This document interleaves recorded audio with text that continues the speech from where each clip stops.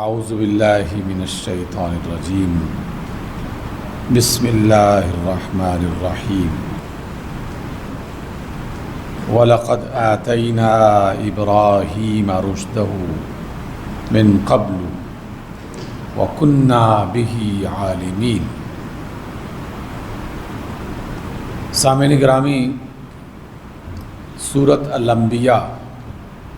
قرآن مجید کا 21واں سورہ ہے اور اس کی آیت نمبر 52 سے میں نے گفتگو کا آغاز کرنا چاہا۔ اس بات پر تو ہمارا ایمان ہے اور ایمان مکمل ہی نہیں ہوتا اس وقت تک جب تک ہم اس بات پر یقین نہ کر لیں کہ اللہ تعالیٰ نے جو کائنات بنا رکھی ہے اس کے اپنے بنائے ہوئے نظام کے مطابق اس کائنات کی ہر چیز کو ایک وقت میں ختم ہو جانا ہے، فنا ہو جانا ہے۔ کائنات کے بنانے والے نے خود یہ فرما دیا، کل من علیہا فان، کہ اس زمین پر اور اس طرح کی زمینوں میں جہاں جہاں کوئی اللہ نے زندگی کے آثار بنا رکھے ہیں ان سب نے فنا ہونا ہے۔ اور یہ بات بھی حقیقت ہے، سارے نبیوں نے بتایا، سارے رسولوں نے ذکر کیا، تمام آسمانی کتابوں میں اس کو بیان کیا گیا کہ دیگر مخلوقات ان کا انجام بس ان کے ختم ہونے پر ہی مکمل ہو جاتا ہے۔ تمام درخت، سمندر، دریا، پہاڑ، مختلف سیارے، ستارے، کہکشائیں، یہ سب جب فنا ہو جائیں گی تو بس فنا ہو جائیں گی۔ لیکن اللہ نے دو مخلوقات کو بطور خاص الگ کر کے بتایا کہ جتنے بھی انسان ہیں اور جتنے بھی جن پیدا کیے گئے ہیں ان کا فنا ہونا وہ نباتات اور جمادات کی طرح نہیں ہوگا، بلکہ ان کا فنا ہونا در حقیقت ایک انتقال ہوگا، ایک زمانے سے دوسرے زمانے کی طرف، ایک جہان سے دوسرے جہان کی طرف، ایک دنیا کی مادی کیفیت سے لے کر دوسری کیفیت کی طرف۔ اور جب وہ دوسرے جہان میں، دوسری دنیا میں، دوسری زندگی میں منتقل ہوں گے تو ان کے پہلے زمانے میں گزرنے والے تمام شب و روز کا، ایام کا باقاعدہ حساب کتاب لیا جائے گا، ان کے اعمال پیش کیے جائیں گے، ان کے اچھے برے کام ان کے سامنے رکھے جائیں گے اور پھر اس کے مطابق فیصلہ کیا جائے گا کہ ان میں سے کامیاب لوگ کون تھے اور ناکام کون تھے۔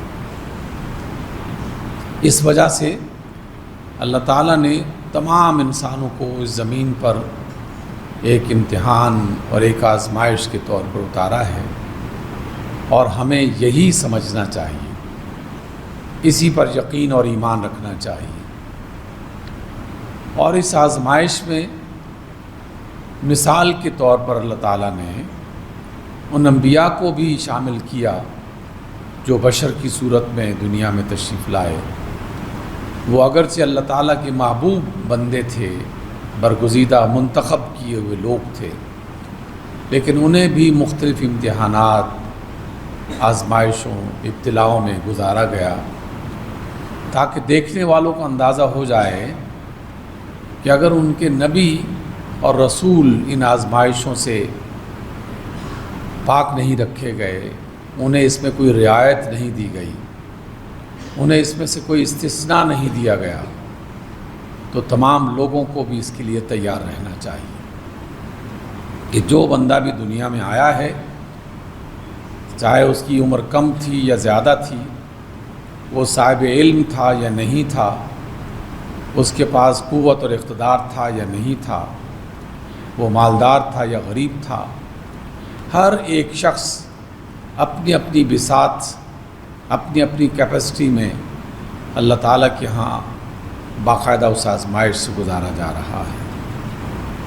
اور اس میں اللہ نے اپنے نبیوں کا جب ذکر کیا تو ان میں نبیوں کے بہت بڑے بزرگ جنہیں اللہ تعالیٰ نے رسول اللہ صلی اللہ علیہ وسلم کے بعد سب سے زیادہ عزت عطا کی، وہ تھے جناب ابراہیم علیہ السلام۔ باقاعدہ ان کا نام لے کر بھی اللہ تعالیٰ نے یہی فرمایا، پہلے پارے کے آخر میں یہ بات بتائی گئی۔ اللہ فرماتے ہیں وَإِذِ ابْتَلَىٰ إِبْرَاهِيمَ رَبُّهُ بِكَلِمَاتٍ فَأَتَمَّهُنَّ، کہ جب ابراہیم علیہ السلام کو ان کے رب نے مختلف باتوں کے ذریعے سے آزمایا اور ہر کام میں ہر بات میں وہ پورے ہوئے، کامیاب ہو گئے، تو اللہ تعالیٰ نے انعام کے طور پر ان سے کہا انی جاعلک للناس اماما، کہ ابراہیم آپ چونکہ سارے امتحانات میں کامیاب ہوئے ہیں تو اس لیے ہم آپ کو انعام عطا کرتے ہیں، اور وہ یہ کہ آپ کو تمام لوگوں کا امام بنایا جاتا ہے۔ یہ امامت کا مرتبہ اور منصب ابراہیم علیہ السلام کے بعد مصطفیٰ علیہ السلام کو عطا کیا گیا۔ یہی وجہ ہے کہ جب رسول اللہ کا تذکرہ قرآن مجید میں آتا ہے تو اس کے ساتھ بھی یہی جملہ بولا جاتا ہے کہ اے رسول، آپ کو نبی اور رسول بنایا گیا ہے اور آپ تمام لوگوں کی طرف رسول اور نبی بنا کے بھیجے گئے ہیں، کسی خاص علاقے، کسی خاص قوم کی طرف نہیں، کسی خاص زمانے کی طرف نہیں، سارے زمانے آپ کے زمانے ہیں، ساری قومیں آپ کی امتوں میں شامل ہو سکتی ہیں، اور ہر نسل اور طبقے سے لوگ وہ آپ کو تسلیم کرتے ہوئے آپ کی امت بن سکتے ہیں۔ تو اللہ تعالیٰ نے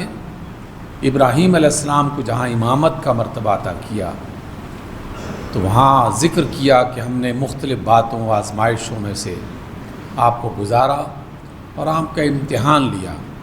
لوگوں کو مثال پیش کرنے کے لیے، تاکہ انہیں اندازہ ہو جائے کہ اللہ اپنے رسولوں کو بھی ان آزمائشوں اور مشکلات سے گزارتا ہے۔ خود نبی صلی اللہ علیہ وسلم کا فرمان ہے کہ دنیا میں کوئی بندہ ایسا نہیں آیا، اور خاص طور پر نبی اور رسولوں کا ذکر فرماتے ہوئے کہا کہ جنہیں مختلف آزمائشوں سے نہ گزارا گیا ہو، اور فرمایا کہ دنیا میں جتنے بھی لوگوں پر امتحان آئے تو سب سے زیادہ مشکل امتحانات مجھ پر آئے، مجھے زیادہ مشکل مقامات سے گزرنا پڑا۔ تو جب اللہ نے اپنے آخری اور سب سے محبوب ترین نبی کو بھی اس سے مبرہ نہیں کیا تو ہم یہ گمان کیسے کر سکتے ہیں کہ ہم میں سے جو شخص جو چاہے کرتا پھرے اور بس وہ اس امید پر رہے کہ ہمیں کوئی پوچھنے والا نہیں، ہم سے کوئی سوال کرنے والا نہیں؟ تو یہ محض ایک غلط فہمی ہے جو شیطان ہمارے دلوں میں پیدا کرتا ہے۔ تو آج کی آیات جو آپ کے سامنے پیش کی جائیں گی اس میں ابراہیم علیہ السلام کی ان آزمائشوں کا ایک اجمالی تذکرہ کیا گیا ہے۔ اللہ فرماتے ہیں اذ قال لأبیہ وقومہ ما هذه التماثیل التي انتم لها عاکفون۔ ابراہیم علیہ السلام کو جب نبوت اور رسالت سے سرفراز کیا گیا تو سب سے پہلا پیغام اور سب سے پہلا خطاب آپ علیہ السلام نے اپنے والد، اپنے باپ آزر کے سامنے پیش کیا اور کہا کہ جب ابراہیم علیہ السلام نے اپنے باپ، اپنے والد اور اپنی قوم سے یہ بات کہی کہ اے میرے والد، اے میرے ابو، آپ جن بتوں کی پرستش کر رہے ہیں، جن کی عبادت کر رہے ہیں، اور اے میری قوم جن کی آپ پرستش کر رہی ہیں، تو یہ پرستش کا طریقہ غلط ہے۔ اللہ تعالیٰ نے ان بتوں کے سامنے سر جھکانے کی اجازت نہیں دی، تو آپ یہ کام کیوں کر رہے ہیں جس کے حوالے سے آپ کے پاس کوئی دلیل نہیں ہے،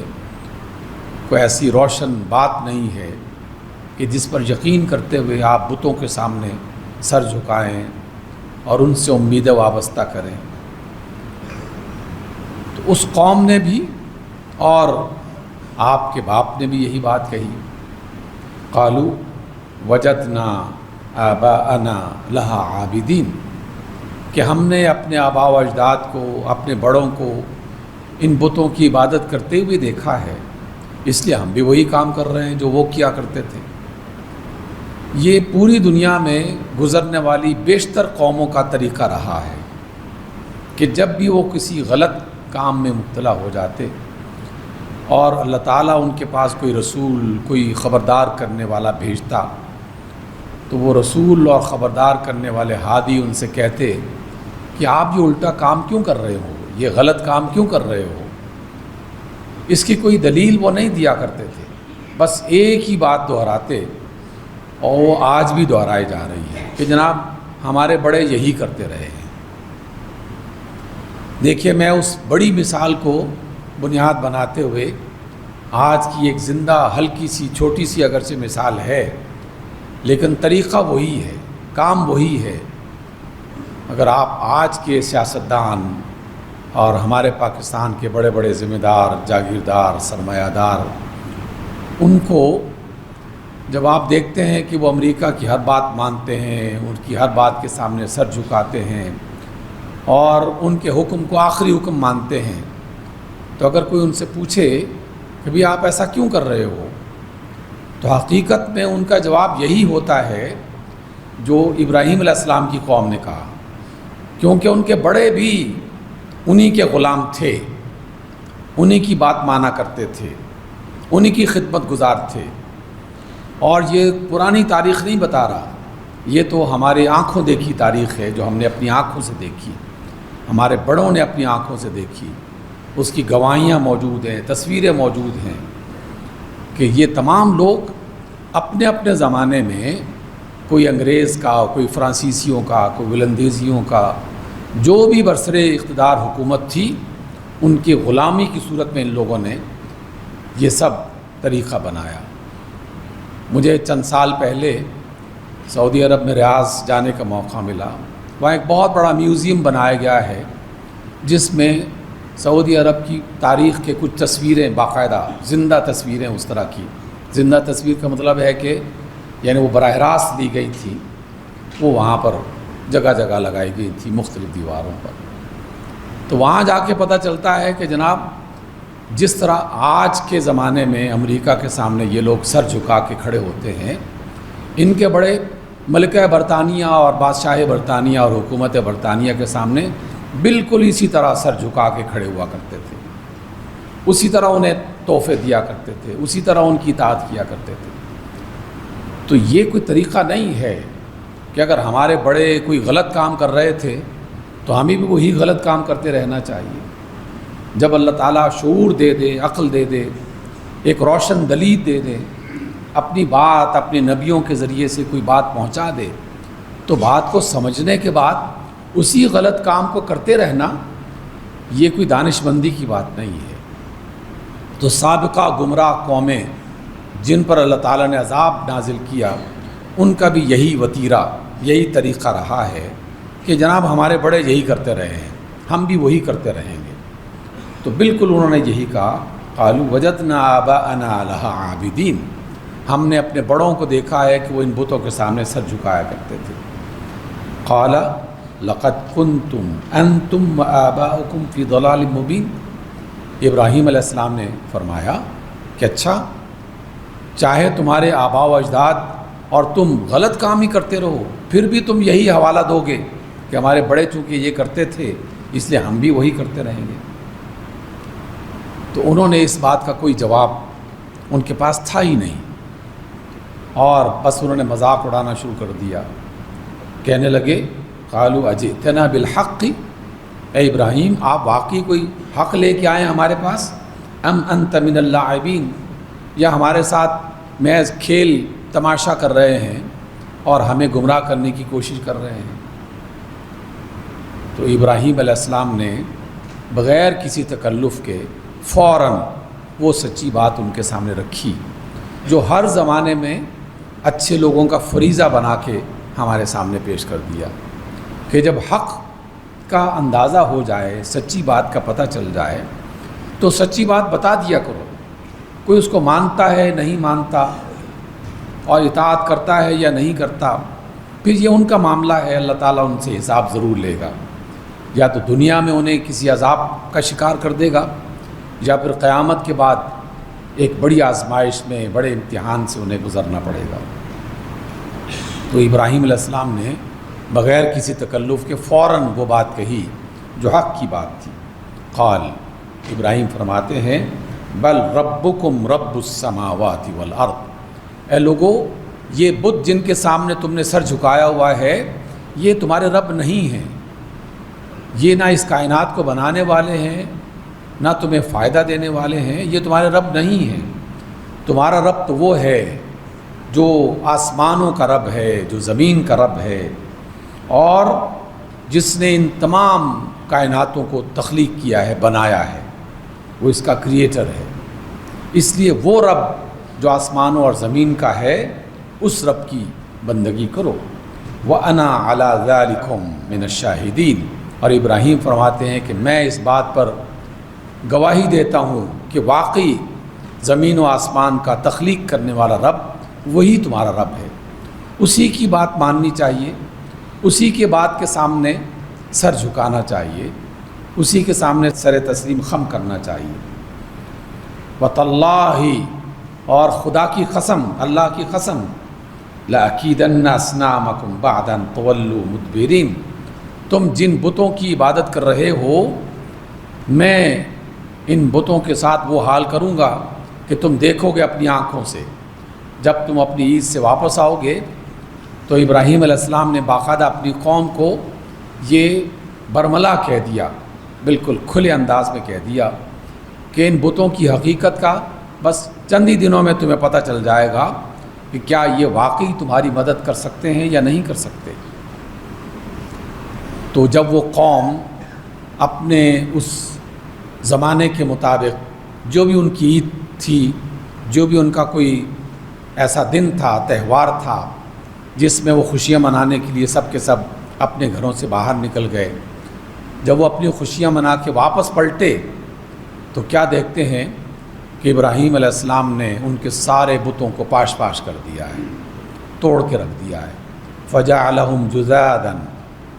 اللہ تعالیٰ کے نبی نے ان کے بتوں کو توڑ کے رکھ دیا۔ إِلَّا كَبِيرًا لَهُمْ، سوائے ان بتوں میں سے جو سب سے بڑا بت تھا اس کو ویسے ہی رہنے دیا، اور یہ اس لیے رہنے دیا تاکہ یہ لوگ جب یہ حال دیکھیں گے اپنے بتوں کا تو ہو سکتا ہے ان کی عقل واپس آ جائے، انہیں بات کی سمجھ آ جائے کہ یہ کام ہم غلط کر رہے تھے، ان بتوں کی کوئی حقیقت نہیں ہے، یہ کچھ نہیں کر سکتے۔ لعلہم الیہ یرجعون، ہو سکتا ہے یہ لوگ واپس پلٹ آئیں، اپنے غلط کام کو چھوڑ دیں۔ تو جب لوگ واپس آئے اور انہوں نے اپنے بتوں کا یہ حال دیکھا تو ان سب نے کہا، قالوا من فعل هذا بآلہتنا، ہمارے خداؤں کے ساتھ یہ کس نے کیا ہے۔ یہیں پر عقل انسان کی جو ہے وہ جسے ہم کہتے ہیں کہ اس کی مت ماری گئی ہے، اس کی عقل ماری گئی ہے، کہ انہیں یہ بھی اندازہ نہیں تھا کہ جن بتوں کی وہ عبادت کیا کرتے ہیں، جنہیں اپنی مصیبتوں میں مدد کے لیے پکارا کرتے تھے، وہ یہ بھی نہیں جانتے تھے ان کے ساتھ کس نے یہ کیا ہے۔ ان کے لیے باقاعدہ سوال کیا کہ ہمارے بتوں کا یہ انجام کس نے کیا ہے۔ انہ لمن الظالمین، جس نے بھی ایسا کیا ہے بڑا ظالم آدمی ہے جس نے ہمارے بتوں کو توڑ دیا ہے۔ پھر انہوں نے باتوں باتوں میں کچھ لوگوں نے یہ کہنا شروع کر دیا، قالوا سمعنا فتى یذکرہم یقال لہ ابراہیم، ہم ایک نوجوان کے بارے میں جانتے ہیں، وہ ان بتوں کا ذکر اکثر کیا کرتا تھا اور کہا کرتا تھا کہ یہ بت کسی کام کے نہیں ہیں، ان کی عبادت مت کرو۔ اس نوجوان کا نام ابراہیم تھا، اس نے ہی ایسا کیا ہوگا۔ قالوا فأتوا بہ علی اعین الناس، تو انہوں نے کہا اس قوم کے لوگوں نے کہ اس نوجوان ابراہیم کو لے کے آؤ، سب کے سامنے پیش کرو اور پوچھو کہ اس نے ہمارے بتوں کے ساتھ ایسا کیوں کیا ہے۔ لعلہم یشہدون، تاکہ وہ یہ دیکھ لیں کہ یہ جس نے کیا ہے اس کا انجام کیا ہوگا؟ قالو، تو ان لوگوں نے کہا اَأَنْتَ فَعَلْتَ هَذَا بِآلِهَتِنَا، اے ابراہیم کیا آپ نے ہمارے خداؤں کے ساتھ یہ سلوک کیا ہے، یہ حشر کیا ہے ان کا؟ یا ابراہیم، اے ابراہیم، قال بل فعلہ کبیرہم، تو ابراہیم علیہ السلام نے بڑی معصومیت سے یہ کہا کہ یہ نہیں کہا کہ میں نے نہیں کیا، بلکہ یہ کہا کہ یہ اس کے بڑے نے ہی کچھ کیا ہوگا، یہ جو آپ کے سامنے نظر آ رہا ہے، کیونکہ اس کو تو کسی نے نہیں توڑا، یہ کھڑا ہوا ہے کلاڑا اس اور ہتھوڑا اس کے ہاتھ میں ہے، اسی نے کیا ہوگا۔ ھذا، یہ جو بڑا تمہارا بت ہے نا جس کو تم خدا مانتے ہو سب سے بڑا، فاسألوہم، ان سے پوچھ لو، یہ اگر بول سکتے ہیں، ان کانوا ینطقون، اگر واقعی یہ بولنے کی قوت رکھتے ہیں۔ تو جیسے ہی ابراہیم علیہ السلام نے یہ جملہ کہا، فرجعوا الی انفسہم، تو انہوں نے سر جھکا کر اپنے اندر جھانک کر دیکھنا شروع کر دیا کہ ہم ان سے کیسے پوچھیں، یہ جو مٹی اور پتھر کے بت ہیں ہم ان سے کیسے پوچھیں، یہ تو بول ہی نہیں سکتے۔ فرجعوا الی انفسہم فقالوا انکم انتم الظالمون، جیسے ہی وہ خاموش ہوئے، سر جھکا دیا، سوچنے لگے کہ ہم ان سے کیسے پوچھیں، تو ابراہیم علیہ السلام نے دیکھا کہ لوہا گرم ہے، فوراً انہوں نے ضرب لگائی، اور ضرب یہ لگائی کہ لوگوں تمہیں اندازہ تو ہو گیا نا کہ یہ بول نہیں سکتے، تو کیسے ظالم لوگ ہو تم کہ جو بول نہیں سکتے، جو اپنے حشر کو روک نہیں سکتے، تم ان سے منتیں مانگتے ہو، ان سے مدد طلب کرتے ہو، ان کے سامنے سر جھکاتے ہو۔ انکم انتم الظالمون، تم تو یقیناً بہت ظلم کرنے والے ہو۔ ثم نکسوا علی رؤوسہم، پھر وہ شرمندگی کے انداز میں اپنے سر کو جھکائے ہوئے تھے، اور انہیں اندازہ ہو گیا لقد علمت ما ہؤلاء ینطقون، ابراہیم سے کہنے لگے کہ اے ابراہیم یہ تو آپ اچھی طرح جانتے ہیں کہ یہ بول نہیں سکتے۔ قال افتعبدون من دون اللہ، کیا تم اللہ کو چھوڑ کر ان کی عبادت کر رہے تھے جو بول نہیں سکتے تھے؟ ما لا ينفعکم شیئا، جو تمہیں کچھ بھی فائدہ نہیں پہنچا سکتے تھے، ولا یضرکم، اور نہ تمہیں نقصان پہنچا سکتے ہیں۔ سامعین گرامی، بات تو ہم ابراہیم علیہ السلام کی کر رہے ہیں، لیکن جیسے بارہا میں نے آپ سے ذکر کیا کہ قرآن مجید کی مثالیں، قرآن مجید کے قصے اور حکایات، یہ در حقیقت اپنے زمانے کے واقعات کو جاننے کے لیے ہمیں بتائے گئے ہیں، تاکہ ہم جس زمانے میں جس طرح کے حالات سے گزر رہے ہیں ان کو سامنے رکھتے ہوئے ان پرانے واقعات پر غور کریں اور دیکھیں کہ ان میں کیا مماثلت ہے، اس میں ہمارے لیے کیا سبق مل رہا ہے۔ تو جس طرح اس زمانے میں مٹی اور پتھر کے بتوں کے سامنے لوگ سر جھکا کر منتیں مانگتے تھے، دعائیں مانگتے تھے، مدد طلب کیا کرتے تھے، مشکلات سے نکلنے کے راستے تلاش کرتے تھے، بالکل ہم بھی اسی طرح ان بتوں کی، جو اگرچہ انسانی شکل میں ہیں لیکن وہ انسانی شکل میں بھی کسی قوم کی مدد حقیقت میں نہیں کر سکتے۔ خدا کے مقابلے میں دنیا کی کوئی طاقت نہ ٹھہر سکتی ہے، نہ ان کے پاس یہ قدرت ہے کہ وہ خدا کو چھوڑ کر انسانوں کی مصیبت میں مدد دینا شروع کر دیں، ایسا نہیں ہو سکتا۔ خدا کی طاقت ہی غالب آنے والی ہے اور ہمیشہ وہی غالب رہے گی۔ اور زمانے نے ہزارہا تاریخیں اور مثالیں دیکھ لی کہ جب خدا اپنی قوت کا مظاہرہ کرتا ہے تو اس کی قوت کے سامنے کوئی قوم نہیں ٹھہر سکتی، کوئی چیز نہیں ٹھہر سکتی، کوئی قوت نہیں ٹھہر سکتی۔ اس لیے اللہ تعالیٰ نے ابراہیم علیہ السلام کو ہمارے سامنے پیش کرتے ہوئے فرمایا کہ جب انہوں نے اپنی قوم کو بے یار و مددگار دیکھا، ان کے پاس کوئی جواب نہیں بن پایا، انہیں کوئی دلیل نہیں ملی، تو وہ خاموش ہو کے کھڑے ہوئے اور ابراہیم علیہ السلام کے کسی سوال کا جواب نہیں دے رہے۔ تو ابراہیم علیہ السلام نے ایک جملہ کہا، فرمایا اف لکم، تم پر تف ہے، اف ہے تم پر کہ کیسے نادان اور بیوقوف لوگ ہو کہ ان بتوں سے امیدیں وابستہ کیے ہوئے ہو اور خدا کو چھوڑ کے۔ اقبال نے بالکل یہی جملہ قرآن مجید کی اس آیت ہی کو اپنے شعر میں بیان کیا کہ بتوں سے تجھ کو امیدیں، خدا سے نو امیدی۔ بتوں سے امیدیں بنائے ہوئے ہو، امریکہ اور برطانیہ اور ان قوتوں سے امیدیں لگا کے بیٹھے ہوئے ہو، اور خدا سے نو امیدی۔ مجھے بتا تو صحیح، اور کافری کیا ہے؟ کافر کس کو کہتے ہیں؟ خدا کو چھوڑ کر کسی اور کو مدد کے لیے پکارنے والا، وہی کافر ہوا کرتا ہے، یہی کفر کی بات ہے۔ تو خدا کو چھوڑ کر کسی اور سے مدد طلب کرنا اور کسی اور سے امیدیں وابستہ کرنا، یہی در حقیقت کفر کی راہ ہے۔ دیکھیے ہمارے ہاں تبصرے آج کل جو ہو رہے ہیں، ان تبصروں میں یہ جملہ بالکل واضح طور پر دکھائی دیتا ہے۔ اگر کسی کو پتہ چل جائے نا کہ امریکہ بہادر نے ساتھ دینے کا اعلان کر دیا ہے، تو خوشی سے پھولے نہیں سماتے، سمجھنے لگتے ہیں کہ دنیا کی بہت بڑی طاقت ہماری پشت پناہی کر رہی ہے۔ جب وہاں سے جوتے کھانے پڑتے ہیں اور شرمندہ ہونا پڑتا ہے، جب وہ دیکھتے ہیں کہ وہ اصل بڑی طاقت بھی دوسروں کے سامنے شکست کھا رہی ہے، پھر اپنا آسرا چین کے ساتھ لگا دیتے ہیں، اپنا آسرا روشیا کی طرف لگا دیتے ہیں۔ یعنی چین اور رشیا کا تذکرہ تو بہت زیادہ سننے میں آ رہا ہے کہ اگر امریکہ کو چھوڑ کر چین کے ساتھ ہی بن جائیں تو پھر ہماری خیر ہو جائے گی، روس کو اپنے ساتھ ملا دیں تو ہماری خیر ہو جائے گی۔ بہت کم لوگ، اکا دکا کوئی آواز سنائی دیتی ہے کہ یارو امریکہ کو چھوڑنا ہے تو پھر خدا کی طرف واپس پلٹ کے آؤ، اللہ کی طرف واپس پلٹ کے آؤ، جس کے پاس اصل قوت اور جو اقتدار ہے اس کو راضی کرنے کی کوشش کرو، اور ان کاموں کو چھوڑ دو جن کاموں سے اللہ نے منع کیا ہے۔ نہیں، وہ تو ہم نے کرنے ہی کرنے ہیں۔ اور اس کے ساتھ وہ جو غیر اللہ سے امید وابستہ کیے ہوئے ہیں،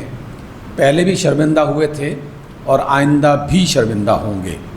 ایسا نہیں ہے کہ اللہ تعالیٰ کی حکومت ختم ہو گئی ہے۔ جیسے ابراہیم علیہ السلام کے سامنے ان کی قوم کے پاس کوئی جواب نہیں تھا، ہمارے سامنے بھی ہماری قوم کا کوئی جواب نہیں ہوگا جب اللہ تعالیٰ کی طرف سے کوئی بڑی مصیبت آ گئی۔ ابھی تو ہم چھوٹی چھوٹی مصیبتیں برداشت کر رہے ہیں، لیکن یہ اس بڑی مصیبت کی طرف مسلسل پیش قدمی ہے۔ مسلسل سخت سے سخت ترین حالات سے ہم دوچار کیے جا رہے ہیں، لیکن ابھی تک ایمان کا راستہ قبول کرنے کے لیے ہم تیار نہیں ہیں۔ ہمارے سربراہ، ہمارے ذمہ داران، ہمارے سیاستدان، ہمارے اقتدار اور قوتوں کے مالک ابھی تک یہ گمان کر رہے ہیں کہ کوئی شاید ہمارا مددگار بن جائے گا۔ تو جب وہ قوم بالکل لاجواب ہو گئی، بادشاہ بھی ان کے سامنے اسی طرح کا لاجواب ہو گیا، تو آخری جملہ جو ہمیں یاد کرنا ہے بالکل وہی جملہ جس پر عمل آج بھی ہو رہا ہے۔ قالو، ان سب لوگوں نے کہا، ابراہیم کا کوئی جواب نہیں تھا ان کے پاس، ابراہیم علیہ السلام کے سوال ویسے ہی موجود تھے ان کے سامنے، جواب نہیں بن پاڑا، تو قوم نے کہا حرقوہ، جلا دو اسے، یعنی ابراہیم کو جلا دو، وانصروا آلہتکم، اور اپنے الہوں کی مدد کرو۔ یہی طریقہ ہمیشہ بڑے ظالموں کا رہا ہے، اب بھی وہی ہے۔ سچ بات بتاؤ تو یہ بات نہیں ہے کہ وہ یہ کہیں کہ یہ سچی بات نہیں ہے، کیونکہ انہیں پتہ ہے کہ یہ بالکل حقیقی اور سچی بات ہے، لیکن چونکہ ان کے پاس کوئی جواب نہیں ہے تو پھر کیا حکم دیا جاتا ہے؟ پکڑ لو ان کو، جیل میں ڈال دو۔ پکڑ لیے جاتے ہیں، جیل میں ڈال دیے جاتے ہیں، بالکل ابراہیم علیہ السلام کی طرح۔ حرقوہ، جلا دو اسے، وانصروا آلہتکم، اور اپنے خداؤں کی مدد کرو۔ میں نے وہ مقام میدان دیکھا ہے، پہلے بھی کبھی تذکرہ کیا تھا کئی سال پہلے، کہ جس میں ابراہیم علیہ السلام کو جلایا گیا تھا۔ اتنی بڑی چتا اور اتنی بڑی آگ جلائی گئی تھی کہ دنیا میں اس کی مثال نہیں ملتی۔ کم از کم 1 کلومیٹر کا پورا میدان تھا جس میں لکڑیوں کے انبار لگا دیے گئے، اور جس میں ابراہیم علیہ السلام کو ڈالنے کے لیے اس کے قریب جانے کی کسی کے پاس ہمت نہیں تھی۔ تو بلند و بالا 2 مینار جو ابھی بھی وہاں موجود ہیں، وہ بنائے گئے، تعمیر کیے گئے، کئی 100 فٹ اونچے، اور وہاں پر ایک جھولا بنایا گیا۔ اس جھولے میں ابراہیم علیہ السلام کو ڈال کر باقاعدہ دور سے انہیں اس آگ میں پھینکا گیا۔ تو اپنے طور پر تو اس وقت کی قوت نے پورا اہتمام کر دیا کہ اب ابراہیم کا خاتمہ ہو جائے گا، جل کے خاک ہو جائیں گے. لیکن جس کے اختیار میں آگ کی جلانے کی قوت ہے، سمندروں کے ڈبانے کی قوت ہے، زلزلوں کے مٹانے کی قوت ہے، اس کا حکم چلتا ہے. وہ آگ کو حکم دے دے تو آگ ٹھنڈی ہو جاتی ہے. تو اللہ تعالیٰ کی طرف سے یہی حکم ہوا کہ آگ تو ٹھنڈی ہو جا، صرف ٹھنڈی نہ ہو جا بلکہ آرام دہ پرسکون بن جا، سکونت دینے والی بن جا، اور میرے ابراہیم کے لیے سلامتی کا ذریعہ بن جا. تو اللہ نے اپنے ابراہیم علیہ السلام کو بچا لیا. اے ابراہیم کی قوم، ہم سب ابراہیمی ہیں،